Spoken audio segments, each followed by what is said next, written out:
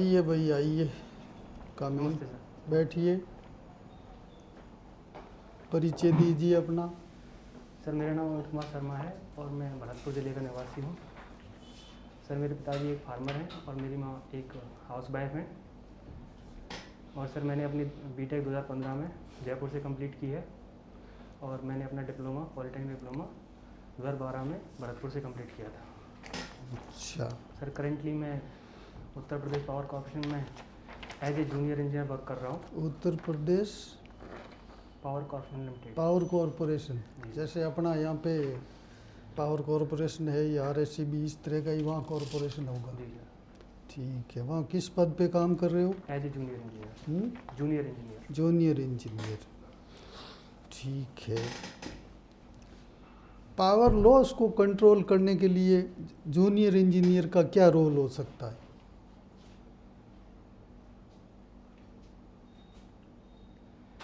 Sir leakage current को minimise करें हम। कैसे करोगे?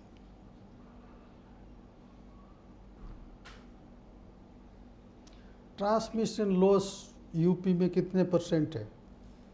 सर अभी 15% से लेस चल रहा है। 15%? जी। 15 तो नहीं होगा यार, ज़्यादा होगा। अभी सर हमारे डिवीजन में तो 15% से लेस 15% है? जी। तो ये तो बहुत अच्छी पोजीशन है। जी। भरतपुर के रहने वाले हो? जी सर। भरतपुर में ये बताओ, भरतपुर के राजा थे मान सिंह जी, राजा मान सिंह। सर सूरजमल सूरजमल तो पहले थे, अभी इन दिनों में स्वतंत्र भारत में राजा मान सिंह MLA रहे हुए हैं भरतपुर के, जी सर। मंत्री भी रहे हैं। जी। उनके संबंध में क्या घटना हुई थी? मान सिंह आयोग भी बना, जांच आयोग। सर अभी रिकॉल नहीं कर पा रहा हूँ। रिकॉल नहीं कर रहा है, कोई बात नहीं। भरतपुर की स्थापना किसने, किस राजवंश ने की? सर जाट राजवंश महाराजा चूड़ामन के द्वारा जाट रियासत की स्थापना करी गई थी। सूरजमल ने की या उनके कोई पहले भी थे? महाराजा चूड़ामन। चूड़ामल। कौन सी वो है गोत्र के जाट है? सिसोदिया सर। सिसोदिया वंश सिसोदिया। शायद। सिसोदिया तो राजपूतों का होता है यार। अच्छा, इसका भरतपुर नाम क्यों पड़ा? सर राजा भरत के नाम पे इसका नाम भरत इसको रखा गया। इनका आराध्य देव कौन है भरतपुर राजवंश का?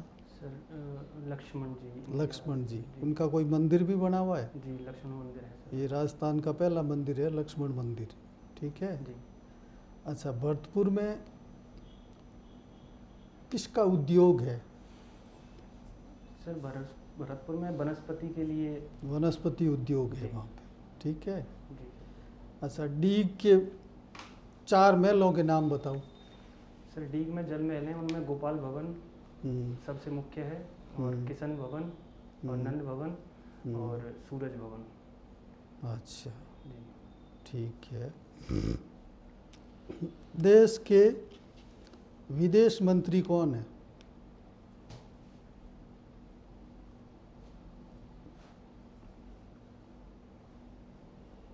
जल संसाधन मंत्री? सॉरी सर अभी रिकॉल। ध्यान नहीं देश के। राजस्थान का PhD मिनिस्टर कौन है? सर श्री बलूकी दास कल्ला जी। BD कल्ला जी। BD कल्ला जी, ठीक है, ट्रैक पे आ रहा है। राजस्थान का PWD मिनिस्टर? श्री अशोक गहलोत जी। ठीक है। राजस्थान में 2019 में राजसमंद जिले को अवार्ड मिला, तो कौन सी योजना में अच्छा काम करने के लिए मिला? Sorry sir.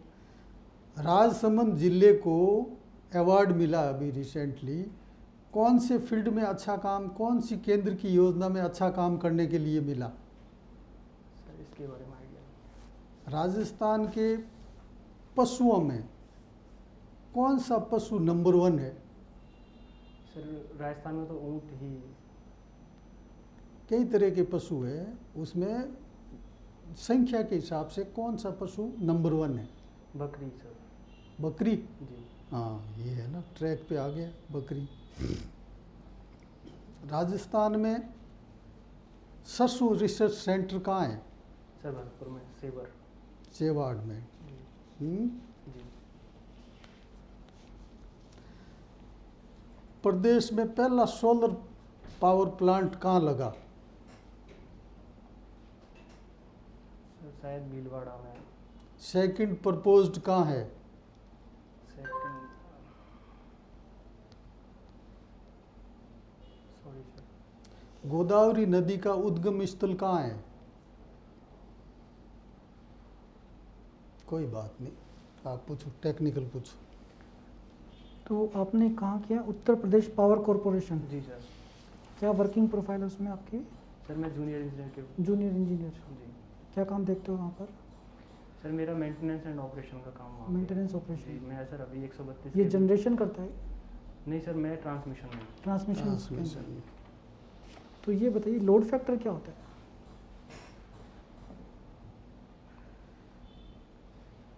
Sir connected load upon maximum load upon connected load, load factor. Maximum upon connected. Yes sir. Load factor क्या डिसाइड करता है? सर लोड फैक्टर डिसाइड करता है कि हमारे पास कैपेसिटी कितनी है और अभी लोड हमारे पास एक्चुअल लोड कितना चल रहा है, उसका एक रेशियो है। तो it is a ratio of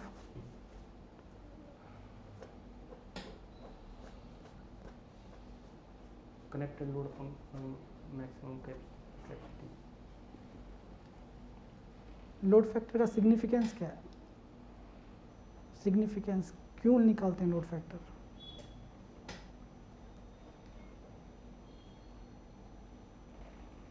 चलो पावर फैक्टर क्या होता है?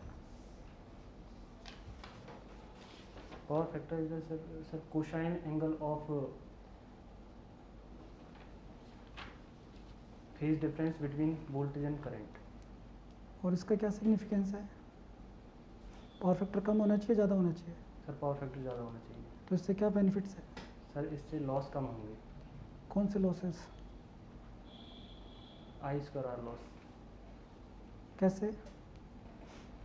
सर अगर पावर फैक्टर बढ़ेगा तो P equal to V I cos phi में जो है, कॉस फाई अगर बढ़ेगा तो आई की वैल्यू हमें कम रखनी पड़ेगी, और अगर आई कम होगा तो आई स्क्वायर आर लॉस कम होगी। अच्छा, तो ट्रांसमिशन वोल्टेज कितनी रखते हैं अपन? हाई रखते हैं, लो रखते हैं? हाई रखना चाहिए सर। क्यों? सर अगर वोल्टेज ज़्यादा होंगे तो भी लॉस कम होंगे। कैसे?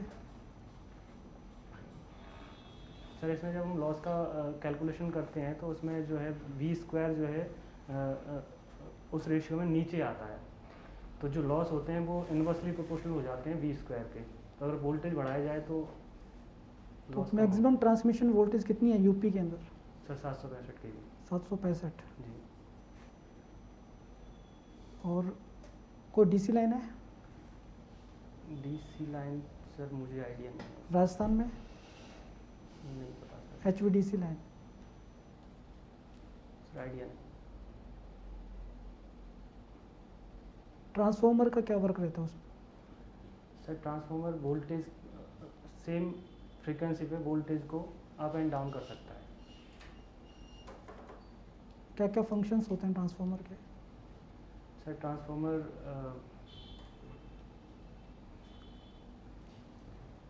वोल्टेज को अप एंड डाउन करने के लिए, वोल्टेज करंट के मेजरमेंट के लिए, और अगर पल्स ट्रांसफार्मर की बात की जाए तो आइसोलेशन के लिए भी यूज़ किया जा सकता है। एक इलेक्ट्रॉनिक सर्किट में भी यूज़ करते हैं अपन, वो किस लिए करते हैं? सर इलेक्ट्रॉनिक सर्किट में हाई वोल्टेज सर्किट को लो वोल्टेज सर्किट से आइसोलेट करने के लिए।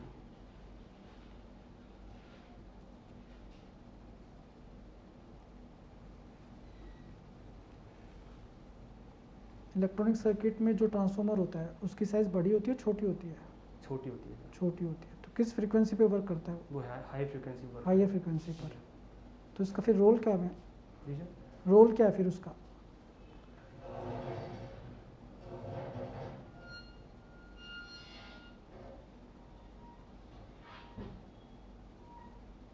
सर वोल्टेज को डाउन करने के लिए। वहाँ तो वैसे ही वोल्टेज कम होता है इलेक्ट्रॉनिक सर्किट में।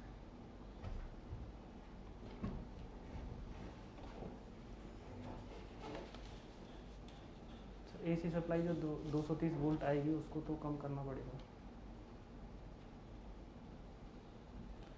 चलो ये बताओ, जो ट्रांसफार्मर होता है, एक आइडियल होता है एक प्रैक्टिकल होता है, जी तो आइडियल ट्रांसफार्मर कौन सा होता है? सर आइडियल ट्रांसफार्मर वो है जिसमें कोई भी लॉस ना हो और उसकी परमिबिलिटी इनफाइनाइट हो। परमिबिलिटी इनफाइनाइट होने का मतलब? सर अगर परमिबिलिटी इनफाइनाइट होगी तो उसका रिलक्टेंस जीरो होगा और वो उसके लिए exciting current zero exciting current पे भी वो एक्साइट हो जाएगा, उसमें मैग्नेटिक फील्ड आ जाएगा। तो मतलब इसमें क्या क्या फिनोमिना, कोर लॉसेस क्या रहेंगे? कोर लॉस सर उसमें जीरो रहेंगे और क्या क्या रहेंगे? और कोर लॉस जीरो रहेंगे, कॉपर लॉस जीरो रहेंगे और उसमें लीकेज, फ्लक्स का लीकेज जीरो रहेगा। और मैग्नेटाइजिंग करंट? मैग्नेटाइजिंग करंट भी जीरो रहेगा। जीरो। तो फिर फ्लक्स कैसे आएगा?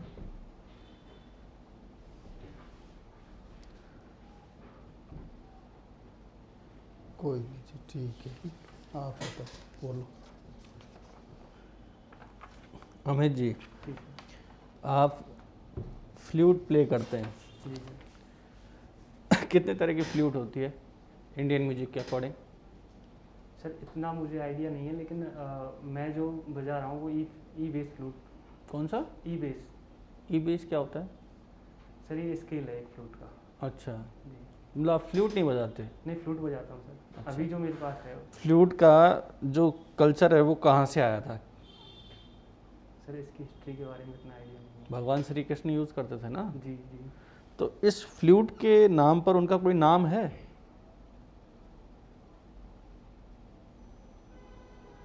मुरलीधर। मुरलीधर। और कोई नाम?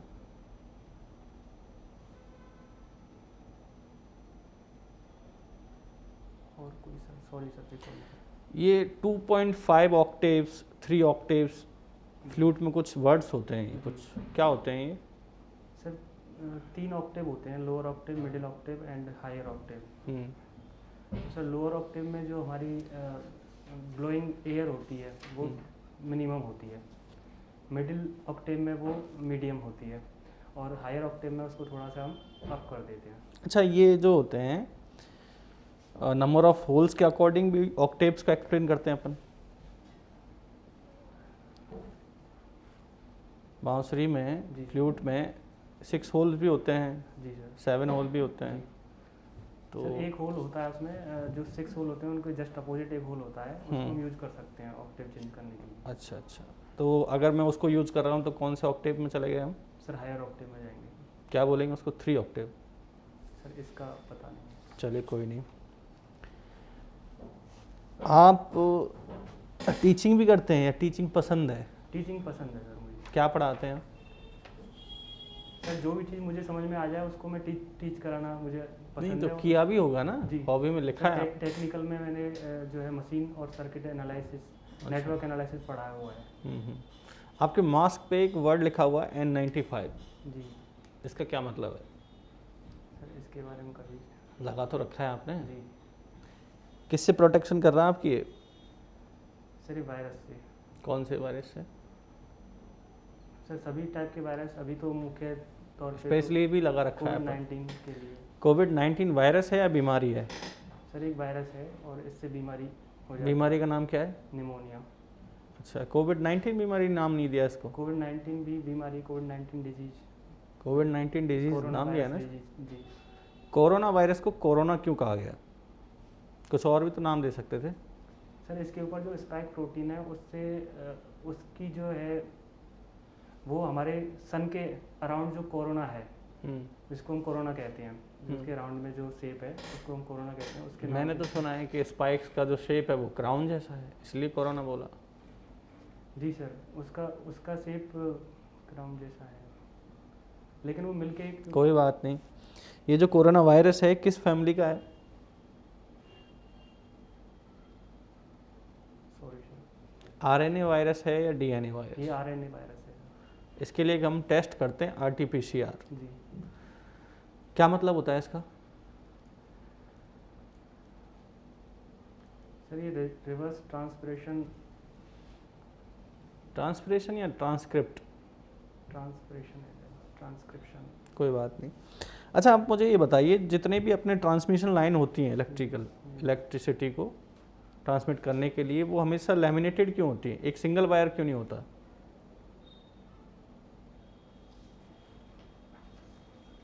और एल्यूमिनियम के जो अपन वायर यूज़ करते हैं वहाँ पर, उसमें एक अंदर लोहे का वायर भी लगा होता है, तो लोहे का रेजिस्टेंस तो बहुत ज़्यादा है। सर लोहे का रेजिस्टेंस बहुत ज़्यादा है, लेकिन क्योंकि हम उसमें एसी करंट को ट्रांसमिट करते हैं, इसलिए वो उसमें से जो लोहे का वायर है उसमें से फ्लो नहीं होता करंट, स्किन इफेक्ट की वजह से। तो वो तो एल्यूमिनियम में से फ्लो होगा, और जो कंडक्टर को मैकेनिकल स्ट्रेंथ प्रोवाइड करने के लिए हम उसको यूज करते हैं। ऐसा जनरल लाइफ में इस ट्रांसफार्मर की क्यों ज़रूरत पड़ी? हमने पावर ग्रिड स्टेशन से इलेक्ट्रिसिटी को डायरेक्टली घरों में क्यों नहीं ट्रांसमिट किया? सर अगर हम जनरेशन से डायरेक्ट ट्रांसमिट करेंगे तो जनरेटिंग स्टेशन जो होते हैं वो बहुत दूर होते हैं, और इतना दूर होने पे अगर हम वहाँ से वोल्टेज को डायरेक्ट ट्रांसमिट करेंगे तो वो घरों तक नहीं पहुँच पाएगा। अच्छा काम मतलब जो घरों के आगे लगा होता है ट्रांसफार्मर, वो स्टेप अप होता है या स्टेप डाउन होता है? स्टेप डाउन ट्रांसफॉर्मर होता है। स्टेप डाउन मतलब वोल्टेज हाई होती है पहले, जी तो आप वोल्टेज हाई करके जी और स्टेप डाउन पे भेजते हो। जी चलिए कोई नहीं। ये लाइटनिंग होती है कभी कई बार। जी एक जनरल क्वेश्चन है आपसे कि एक आदमी सूखा है, ड्राई, और एक वेट है, इसमें करंट फ्लो, इलेक्ट्रिसिटी फ्लो की प्रोबेबिलिटी किस में ज़्यादा होगी? सर जो वेट है। वेट है, क्यों? सर क्योंकि जो वाटर है उसकी वजह से उसका रेजिस्टेंस कम हो जाएगा। नहीं तो मैंने तो ये भी सुना है कि शायद जब दो पैरेलल सिस्टम होते हैं तो वहाँ पर जो इलेक्ट्रिसिटी है वो डिवाइड भी हो जाती है जी दो पैरेलल सिस्टम में, तो इस हिसाब से तो वाटर में अलग करंट जाना चाहिए था, बॉडी में अलग करंट जाना चाहिए। वहाँ तो करंट का डिवीज़न हो गया है, और जो ड्राई का स्टेट में है जी कुछ ऐसा है। होना चाहिए सर। चलिए कोई नहीं।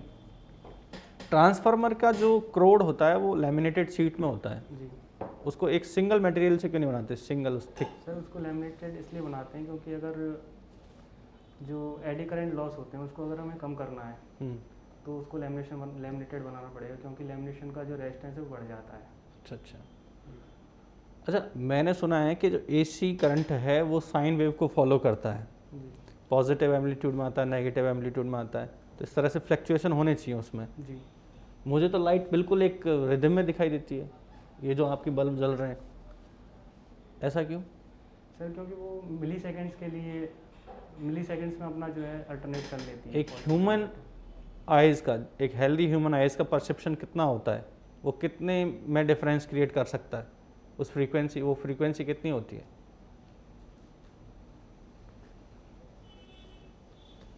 सर वो उसका आइडिया नहीं, लेकिन वो अपनी फ्लिकरिंग फ्रीक्वेंसी से तो कम ही होनी चाहिए।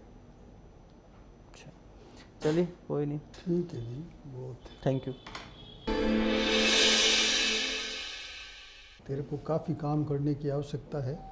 भरतपुर से बाहर निकलते ही जनरल नॉलेज कुछ नहीं, जी तो सारी जानकारी रखनी होगी। जी भरतपुर की जहाँ से आप बिलोंग करते हो उसकी कंप्लीट जानकारी होनी चाहिए, जी स्टेट की, नेशन की, और इंटरनेशनल प्राइम इवेंट्स जो होते हैं जी उनकी सबकी जानकारी होनी चाहिए। जिस फील्ड से आपका रिलेशन है, जैसे आप अभी काम कर रहे हो जी विद्युत वितरण में, जी तो उसके आपको कम से कम इन्होंने 15 क्वेश्चन पूछ लिए होंगे, जी तो उसकी कंप्लीट जानकारी होनी चाहिए। जी इंजीनियरिंग आपने की, आप जो आपका सब्जेक्ट है उसका भी आप अच्छा नॉलेज रखिए, जी थोड़ी मेहनत की आवश्यकता है, जनरल नॉलेज को इम्प्रूव करो।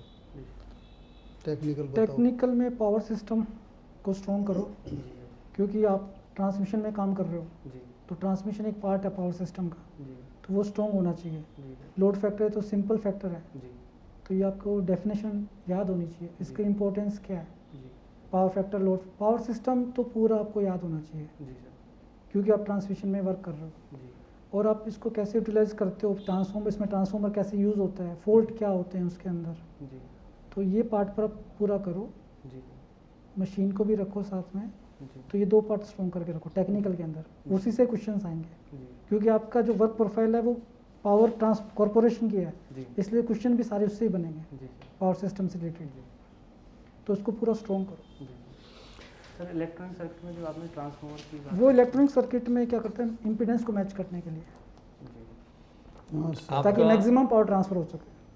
आपका समर ट्रेनिंग प्रोजेक्ट जो भी रहा इंजीनियरिंग में और डिप्लोमा में, उसके बारे में पूरी नॉलेज।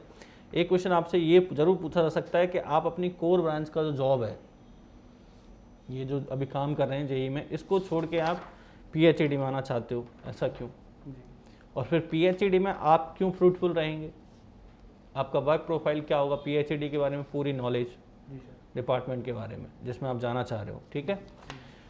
और बाकी तो आपकी टेक्निकल, सर ने बता दिया कि आपको किस पे काम करना है, जनरल अवेयरनेस पे आपको काम करना है। जी जो अभी रिसेंट जितने भी इंसिडेंट्स वगैरह जो भी चल रहे हैं, स्पोर्ट्स वगैरह जहाँ पे भी है, उन पे काम करना है। सिर्फ एक ही प्रेफरेंस क्यों दी आपने? इन सर ये इलेक्ट्रिकल से पीएचडी में ही है। पीएचडी के अंदर ही इसमें। अच्छा, इलेक्ट्रिकल से है क्या ये? हम्म। अच्छा, सिविल से नहीं है। सिविल से नहीं, तो ठीक है। इलेक्ट्रिकल का तो आपका काम डीएफ खैर ही आपका दूसरे इरिगेशन syllabus में है। भी हो सकता है इलेक्ट्रिकल का। वहाँ जैसे पंप यूज होते हैं पीएचडी के अंदर, तो पंप की नॉलेज होनी चाहिए। पीएचडी में जो मेंटेनेंस क्या कर सकते हो, मोटर मतलब मशीन। इरिगेशन में जो लिफ्ट स्कीम्स जितनी भी है ना, उसमें बहुत बड़े बड़े लिफ्ट स्टेशंस बने हुए हैं, जी तो उन पे इलेक्ट्रिकल का ही काम है, वहाँ भी जा सकते हो आप। चलिए ठीक है, थोड़ी मेहनत करो, ठीक है। ठीक हो जाएगा। सर आपने एक क्वेश्चन पूछा था, वेट और ह्यूमन और ड्राई ह्यूमन में हम्म। करंट किस में ज़्यादा फ्लो होगा? वो सर बताएंगे आपको बाद में। मुझसे तो एक जनरल एक कहानी पूछी थी, वैट का बोलते हैं कि पैरेलल सिस्टम में जो करंट है वो डिवाइड हो जाता है। ये एक आईआईटी के एक मैंने इंटरव्यू देख रहा था तो उसमें पूछा था, तो वहाँ देखा था मैंने। ठीक है भाई, ओके। हाँ सर जी।